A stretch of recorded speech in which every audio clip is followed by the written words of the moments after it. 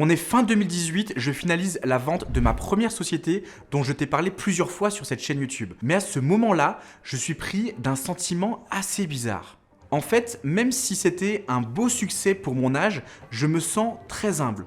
Oui, j'ai eu un succès financier et je vois où j'ai été bon. J'ai été bon sur la chaîne commerciale, sur le positionnement, sur l'acquisition de prospects, sur la vente et surtout, j'ai apporté une expérience client extraordinaire qui m'avait permis d'avoir un taux de fidélisation exceptionnel.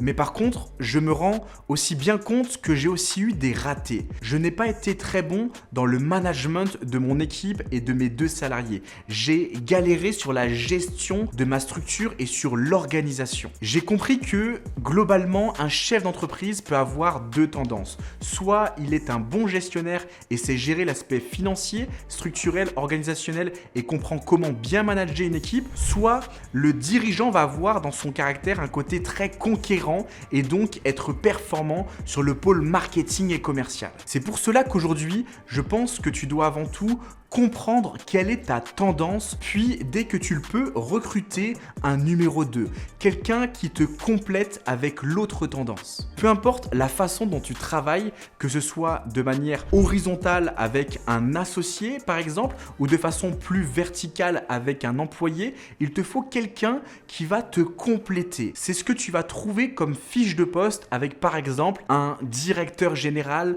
un directeur des opérations, un manager. Pour ma part, je voulais quelqu'un qui soit proche de moi pour m'aider à rendre mon entreprise plus efficiente sur les domaines où je ne suis pas très bon.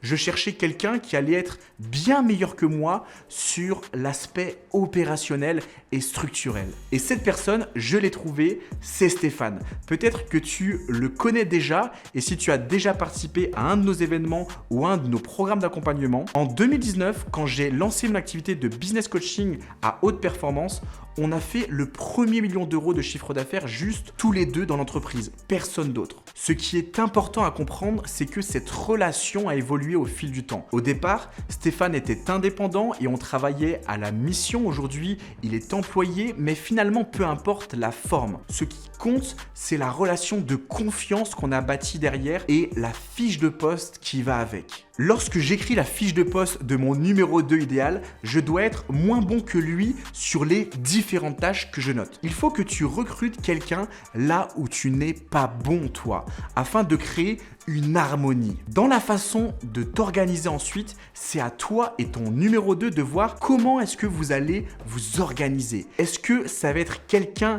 hiérarchiquement en dessous de toi? Est-ce que vous allez avoir une relation plus horizontale? Pour ma part, avec Stéphane, on sait switcher entre ces 2 niveaux. Comme je suis performant sur la chaîne commerciale et marketing, c'est lui qui met en place les process et qui fait en sorte qu'il soit suivi par le reste de l'équipe. Au final, tout cela s'est fait assez naturellement.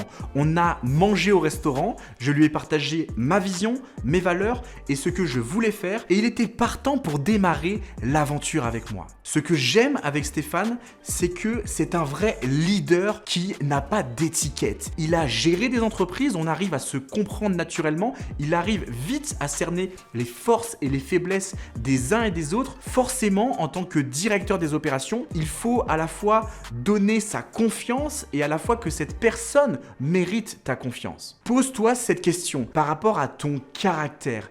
De quel type de personne as-tu besoin aujourd'hui? Cette personne-là, tu dois la tester.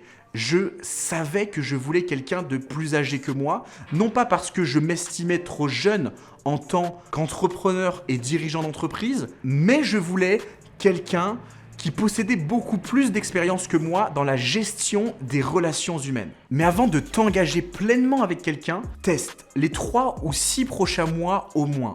Tu sauras très rapidement ce qu'il en est. Et ce n'est pas forcément une question d'argent, tu peux trouver des deals intelligents et efficients. Autant quand tu recrutes un commercial et qu'il te dit « moi je m'en fous de l'argent », tu sais d'avance qu'il ne faut pas le prendre. Il doit avoir envie de gagner de l'argent et de faire gagner aussi de l'argent à ton client, à son client. Mais le job de numéro 2, c'est avant tout une question d'aventure.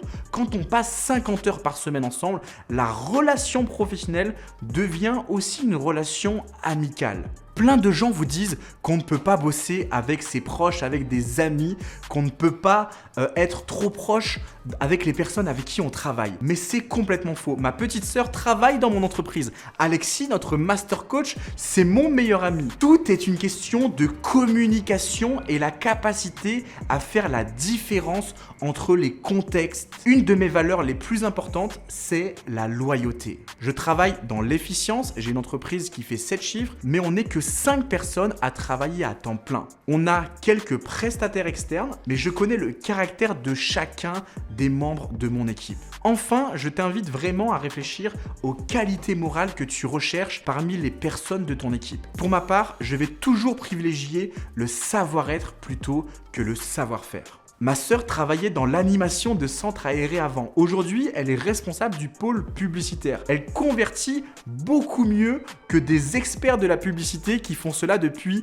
des années. Parce que tout cela s'apprend à partir du moment où cette personne a le bon état d'esprit. Globalement, aujourd'hui, tu peux faire 100 000, 200 000, 300 000 euros de chiffre d'affaires tout seul. Tu peux même monter à 1 million d'euros. Mais si à un certain niveau, tu veux te libérer du temps, des pensées et de l'énergie, il faut que tu recrutes sur des pôles différents et précis de ta chaîne de valeur. Aujourd'hui, si tu veux en savoir plus sur où tu en es et est-ce que c'est le bon moment pour toi de recruter quelqu'un ou un collaborateur, n'hésite pas à réserver ton appel CIA avec Alexis, notre master coach. C'est un appel gratuit de 20 minutes, on en prend 20 par mois maximum. Il va t'apporter de la clarté et t'éviter de faire des erreurs. J'insiste. On ne te fera aucune offre à la fin de cet appel. Le but est de te connaître, de comprendre tes blocages du moment et de t'aider à gagner en clarté sur ce que tu dois faire maintenant. Alors profites-en et ose le prendre pour avancer sur ton projet entrepreneurial.